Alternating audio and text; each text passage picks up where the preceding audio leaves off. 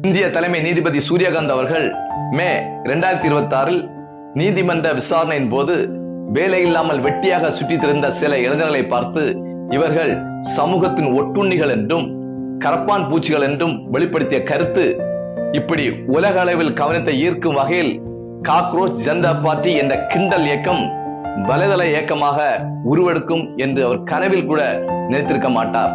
Cockroach Janata party நடத்திய NEET வினாத்தாள் கசிவு தொடர்பான போராட்டம் நியாயமான கோரிக்கைகளாக இருந்தபடினால் மத்திய கல்வி அமைச்சர் திரு தர்மேந்திர பிரதான் பாதிக்கப்பட்ட மாணவர்கள் நலனுக்காக தனது பதவியை ராஜினாமா செய்து கொண்டார்.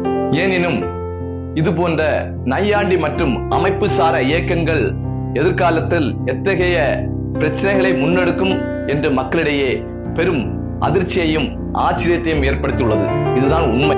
அரசியல் கட்சிகள் இயக்கங்கள் எதுவாக இருந்தாலும் நாட்டின் இறையாண்மை மற்றும் ஒற்றுமைக்கு எவ்வித குந்தகமும் ஏற்படாமல் பாதுகாத்துக் கொள்வதே ஒரு குடிமகனுடைய மிகப்பெரிய கடமையாகும்.